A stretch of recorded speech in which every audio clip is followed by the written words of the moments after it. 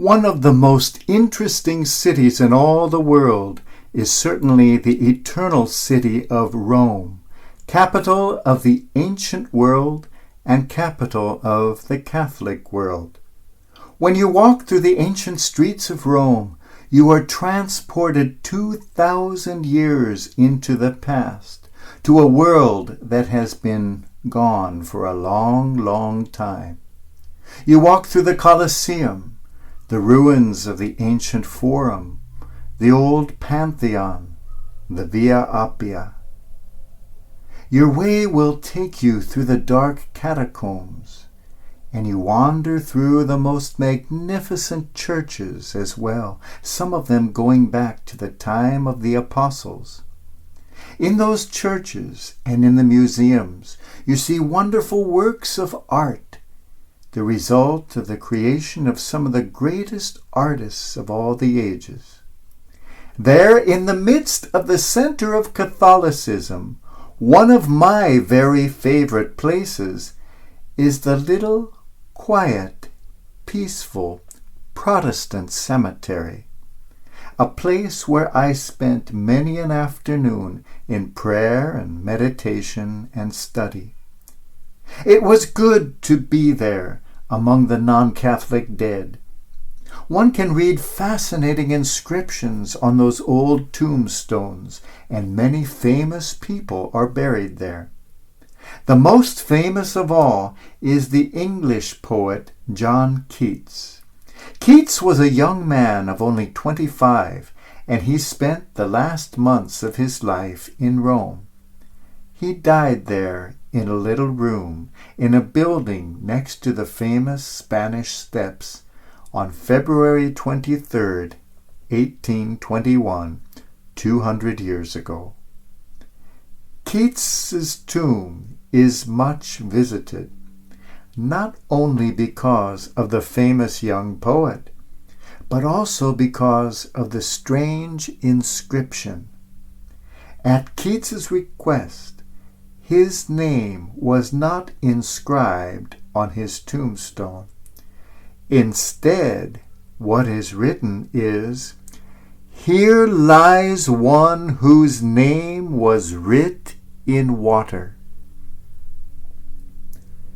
Here was a man who spent his entire career dipping his quill into ink to compose some of the most brilliant, most beautiful lines of our language. Yet he wanted his own name written not in ink, but in water. Have you ever tried to write in water? Try it sometime. Dip a pen not into a bottle of ink, but into a bottle of water, and try to write your name. You will find that before you have even finished writing the name, the letters have already disappeared. Or go to a pond or a pool, and with your finger trace your name on the surface of the water, and you will find that it disappears even faster. Why would he have wanted his name written in water? Most of us would love our names inscribed in bronze, chiseled into marble, perhaps painted in gold letters. We're proud of our names, proud of our lives. We don't want our names written in water to fade and disappear. Yet Jesus tells us of a water springing up within us, springing up to eternal life, the life of God. This is the water I would like my name to be written in. A water which, far from fading, elevates to eternity itself. The life of each of us is a poem, and we spend the span of our life on earth writing that poem in the ink of this world, in our own blood, sweat, and tears. We should rather wish to write the poem of our life in this water, which connects us to the eternal life of God. Each of us is intimately connected to the life of God. And in the Christian world, we ritualize that in the celebration of baptism. That water poured over us celebrates the wonderful connection we have to Spirit, the awesome truth that we are a part of the eternity we call God. That water does not so much wash something away, though there is that, but much more. It washes us into, sweeps us into the vast ocean of God's life, God's light, God's love. That water sweeps us from time into the eternal moment. What a tremendous thing to be consciously connected to God, to recognize it, ritualize it, celebrate it. We are all drops of that vast ocean that is God's life. We are all sparks of that eternal light called God. Our lives have no meaning apart from our connection to the whole, from our connection to Spirit, from our connection to God. Did you ever go to the seashore and watch a storm over the water and see the drops of water falling back down into the sea? Those droplets were always part of that ocean, but for a time they were separate, and now they have rejoined the tremendous ocean. Have you ever watched sunbeams shining through windows on a particularly bright day? Those sun rays bring us warmth and light, but only because they are connected to the sun, only because they are parts of the whole. Without the sun, a sun ray cannot exist. Without the sun, the rays have no meaning.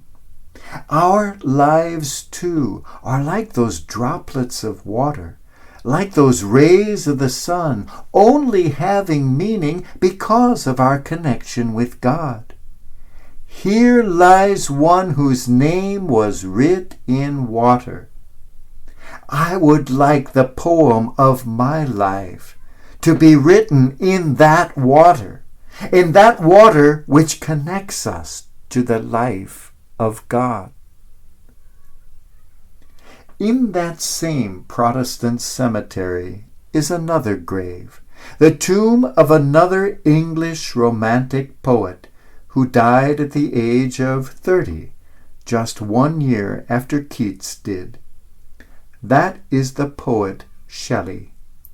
Shelley loved storms, and he loved to praise the grandeur of tempests in his poetry. Ironically, he died in a storm. He had gone out in a boat. A storm arose, and Shelley drowned in the sea. His tomb is altogether different from that of Keats. The tombstone does bear his name, along with some haunting lines from Shakespeare's play, The Tempest. Nothing of him that doth fade, but doth suffer a sea change into something rich and strange. A sea change! It was the sea that transformed him into something rich and strange. Does that not correspond exactly with the death of the poet? He went into the waters and was transformed into something rich beyond the limits of flesh, transformed into spirit. Does this not describe the lives of all of us?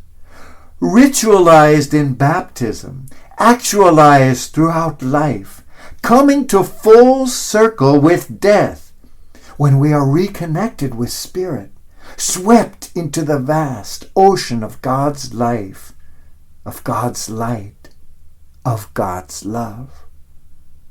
There is nothing to be feared in that.